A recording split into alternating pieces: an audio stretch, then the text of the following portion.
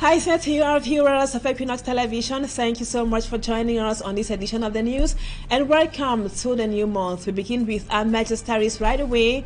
High rates of unemployment, poor working conditions, and low salary situation are some of the problems Cameroonians, especially youths, are decrying. This is as Cameroon, just like other countries the world over today, observe the International Labour Day. And we will be bringing to you details of how the event went on at the Beseke Ceremonial Ground here in Douala in this edition of the news. Plus, still talking about the Labour Day and unemployment in Cameroon, the situation has caused many Cameroonians to dare in the informal sector. So today we will be taking a closer look at the job of a truck pusher. Yes, a truck pusher in the west region of Cameroon and how he manages to make ends meet with truck pushing. Viewers, those are our major stories. Stay with us for details and more.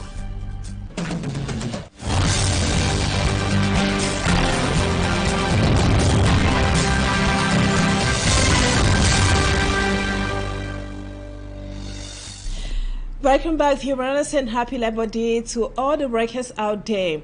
Workers in Cameroon, we told you in the headlines, have joined others to observe the International Labour Day today. At the Beseke Ceremonial Ground, the workers used the opportunity to decry poor working conditions and other plight. The event comes at a time several Cameroonians are complaining of rising rates of unemployment in the country. Babila Jonathan tells us more.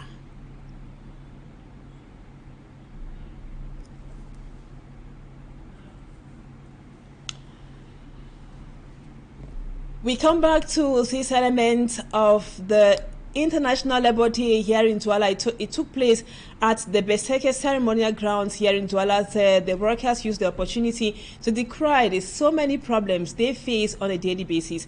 As staffman Babila Jonathan was there, he now tells us more on how it happened at the Beseke Ceremonial Ground. Well, we will be coming back to that would be in the course of this edition of the news. And now, rising unemployment in Cameroon has been blamed for the rise in the number of young men in the truck pushing sector. Many who are in the sector say in order not to stay back at home doing nothing, they prefer investing their time and energy in it so as to earn a living. Immaculate Fogwe zooms at a truck pushing activity in the Banengu neighborhood in Bafoussam, that is in the west region of the country. For over a decade, Jean-Pierre has been pushing his truck. The truck pushing activity, which is his only source of income, has enabled him provide for himself and his family. The truck and wheelbarrow pushing sector remains one of the available employment options for many unemployed persons in the city of Bafoussam, west region of Cameroon. After dropping out of school, I later searched for a job but couldn't get any. The capital I had permitted me to get into the truck pushing sector. Just like Jean-Pierre, there are many other persons who gather at the Banengu junction with the hope of making ends meet through truck pushing. Services provided by truck pushers, especially to traders, are indispensable because they provide cheap, readily available customized services. I earn my money through working hard. Whether it rains or the sun is overhead, I still have to carry out my activity. One needs a lot of force to do this job. The money gotten from it enables me to take care of my family. Sometimes we are underlooked by the society because of our job. We are even rejected by some people. Some days we can make 2,500 francs, while on good days we can make about 3,500 francs to 4,000 francs a day. Given the fact that many roads are not accessible in Bafoussam, these trucks have become the most convenient and effective means of transporting goods from markets to the customer's home, shop and other areas.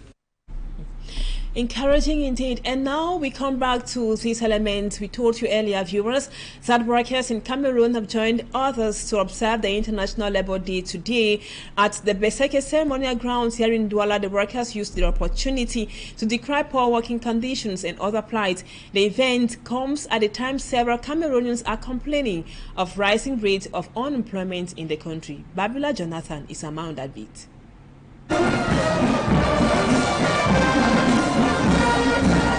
Trade unionists hit the Beseke Valley ceremonial ground in Douala on Labor Day, decrying poor and precarious working conditions in Cameroon.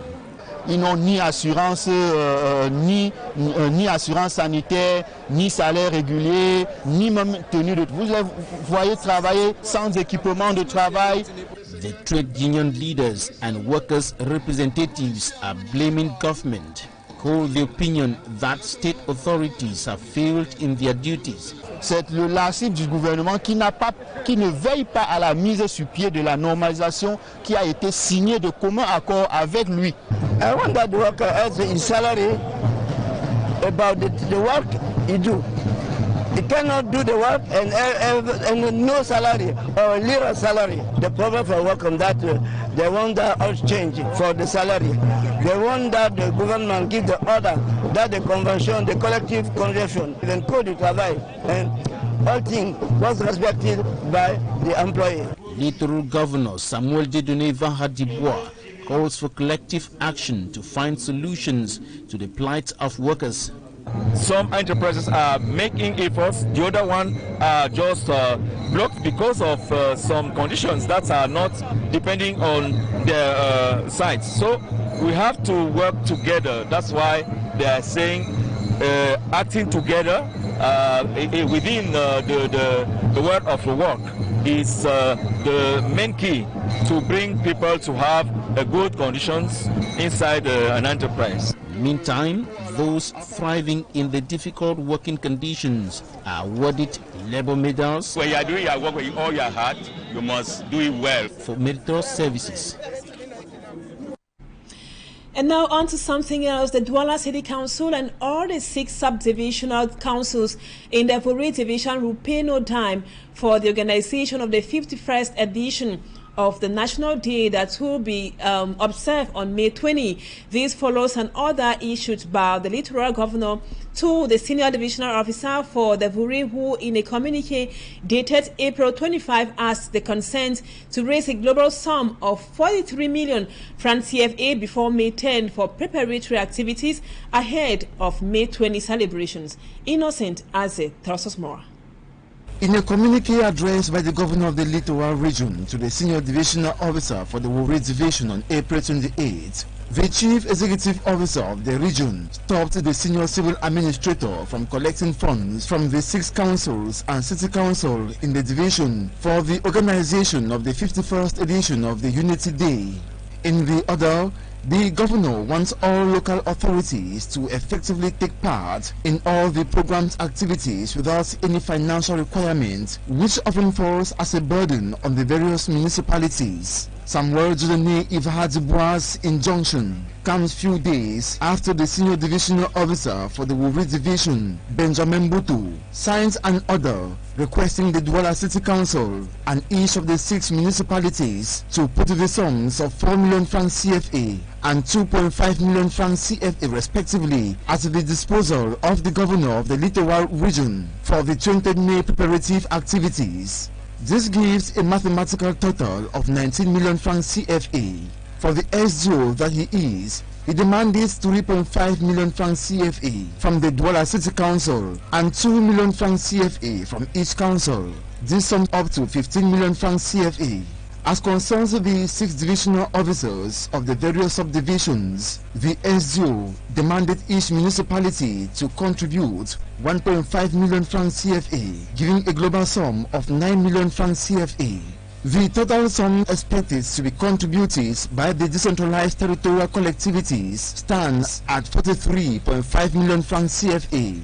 As prescribed by the SGO, this sum was to be made available before May 10. The injunction, according to municipal authorities, comes as a sigh of relief since the council coffers will swell and greatly impact annual projects in terms of funding and realization. Municipal councillors during budgetary sessions had often highlighted inadequate finance to fund earmarked developmental projects. The stop order served the Wori SDO by his superior. The governor does not give room for any justification why the councils have to disburse millions of francs CFA as their contribution for the National Day celebration come May 20. And now we talk about this political tension in the Mungo division, precisely in Jumbe Penja, where only 14 out of 34 councillors were able to vote for a budget of 800 million francs CFA, I beg your pardon, as the 2023 financial budget for Jumbe Penja Municipal Council amidst tension. The councillors complain the tension is due to the delay in voting the budget, which has slowed down development. The disagreements came during a council meeting in Jumbe Penja Mungo division of the Littoral region. Let's now have more with Mala Glory. Voices raised by councillors in anger and disappointment over the fact that the Council of Njombe Penja has been operating since the beginning of the year without a budget. The councillors complain the situation has slowed down development in the locality. The project is to meet up the needs of the population and not to remain in the hands of the mayor. When councillors refuse to vote, it affects the population of Penja. We have deaths everywhere, and coronavirus is killing. Since the month of October that the budget was to be voted till today. This was during a council session to evaluate and to vote a budget for the ongoing year. In the presence of the divisional officer in Jumbe Penja, Sone Clement, the mayor Manfred Rene, presented a budget of about 800 million francs CFA, which was highly contested by some councillors. An embarrassing situation as only 14 out of 34 council members voted the budget. The mayor, in a way to bring calm, promised immediate solution. The budget can be voted, and on my part I'm doing everything possible so that we can proceed. You asked for an evaluation form. Yes, I will make that available too. Meantime, the inhabitants of Njombe Penja continue to suffer from limited access to potable water. Poor hygiene is the order of the day, with pile of garbage on main streets of the town, thus exposing the people to ill health. And the only way out of this is the convening of another council session, which is expected in 2 weeks. And now we take you to the southwest region, precisely to the Kupe Mwaninguba division, or to Mundemba in the Ndian division, I beg your pardon, where the local populations there complain that the Anglophone crisis is having devastating effects of them. They also raise the problem of lack of farm-to-market roads to sell their farm produce. Let's now have more with Lucille Yengu is here.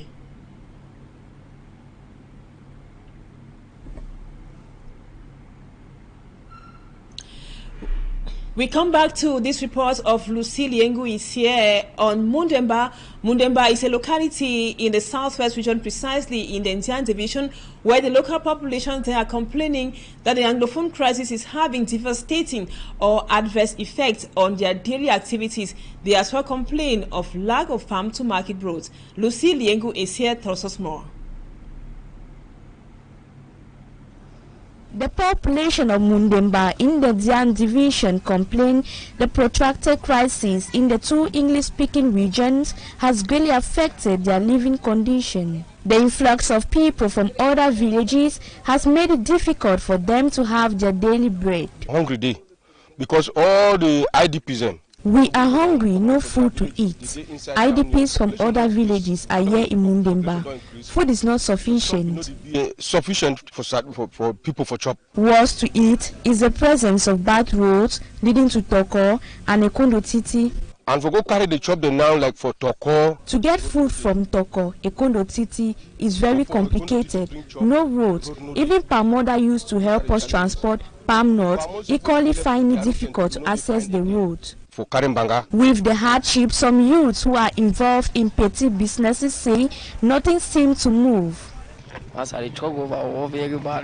have a passenger here is almost impossible. To have 200 francs to eat is difficult. The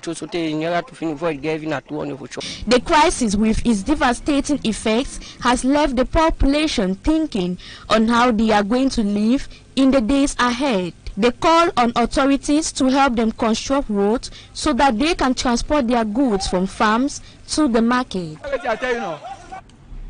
And now we take you out of our national frontiers. We make a stop first over in Sudan, where Sudanese got into the new month and also are observing the International Labour Day amidst tight tension and also fighting and confrontations throughout the national territory. And throughout the day of today, airstrikes hit the capital, Khartoum, despite the truce, and to neighboring Nigeria, where the incoming government of Bola Ahmed Tinubu will have the responsibility to organize the 2023 population census. Let's now have more of our foreign page roundup with Fomi and Tronsanda. Airstrikes have pounded Sudan's capital, Khartoum, despite a truce aimed at allowing civilians to flee. The army said it was attacking the city to flush out its paramilitary rivals, the Rapid Support Forces, the RSF. This fighting got intensified even as the warring side had agreed that they will extend the truce by another 3 days. More than 500 deaths have so far been recorded since the start of confrontations in Sudan, with the true number of casualties believed to be much higher, while millions remain trapped in the political capital city, Khartoum. Army Commander General Abdel Fattah al-Burhan and Rapid Support Forces Chief General Mohammed Hamdan Dagalo, better known as Hameti, are vying for power and disagree in particular about plans to include the Rapid Support Forces into the army. In West Africa, the Nigerian government has again postponed the planned 2023 population and houses census to a date to be determined by the incoming administration led by Bola Ahmed Tinubu. The latest postponement was approved by President Muhammadu Buhari after a meeting with members of the Federal Executive Council. Still in Nigeria, the government plans to introduce a new law which will make it mandatory for new doctors to serve for 5 years at least before considering relocating out of Nigeria. The government hopes that this measure will help reduce the severe deficit of doctors provoked by brain drain in Africa's most populous nation. And now we talk sports. The 4 clubs to tussle for the Elite One title are now known. 2 clubs will represent the interests of the North Region, Gazelle FC and Coton Sport, while Bambutus of Mbuda and Canon Sportif of Yaoundé complete the table for the Final 4. At the continental level, the Under-17 Africa Cup of Nations enters Day 3, with Cameroon not playing after CAF eliminated South Sudan. Smart Jikan Gabriel complete that story. Coton Sportif of Yaoundé and Coton Sport of Garoua from Group A, alongside Gazelle FC of Garoua and Bambutus of Mbuda from Group B, are the 4 clubs to tussle for the Elite One title for the 2022-2023 football season. The surprise came from newly promoted Gazelle FC of Garoua, who in their first year at the top flight football in the country are already contesting to be champions.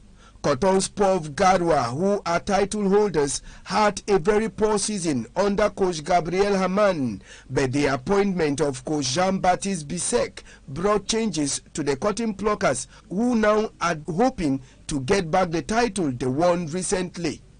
As the regular season of the Elite One Championship came to an end over the weekend, 4 clubs were relegated to Elite 2, Renaissance of Ngumu, Avion Academy, FC Yaoundé 2 and Dragon FC of Yaoundé, while Young Sports Academy will have to go through a playoff to be sure of its fate in Elite 1 next football season. Emmanuel Mahop of Canon Sportif of Yaoundé ended the season as the top scorer with 13 goals.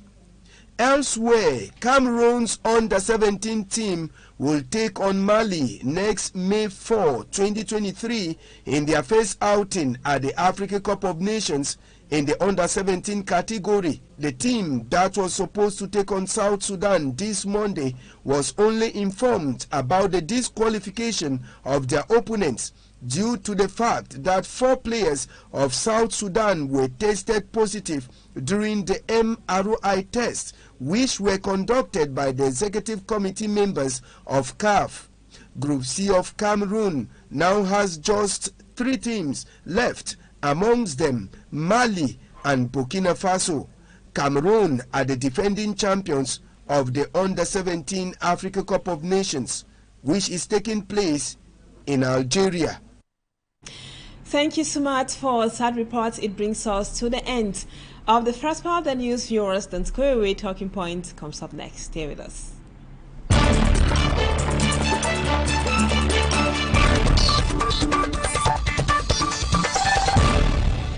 On Talking Point tonight, viewers, we will be talking about the symbolism of the International Labour Day. Is it a day of feasting or a day that workers are supposed to take stock of their working conditions and how it should be ameliorated? Our guest tonight is of the civil society. She is Asafo Julian. Asafo, thank you so much for accepting to be our guest on Talking Point tonight. We are talking about the International Labour Day, which is being observed today by Cameroonians and also across the world. As a civil society activist, what should the Labour Day symbolize to workers and Cameroonians as a whole? Labour Day, this day is a day that will recognize the many contributions of workers in any institution that they are working. The contribution of workers in their various institutions of work. Meaning, as we have been working, the directors, the boss, this day, that they nationwide kept it aside to see into it that workers have a day that they know that they recognize them as worker of their institution. And now we have noticed that instead of using today to take a stock of what happened in the past year concerning our job, most enterprises focus more on feasting. How do you, as a civil society activist, think this day should be celebrated? Should we only concentrate on the feasting part of it?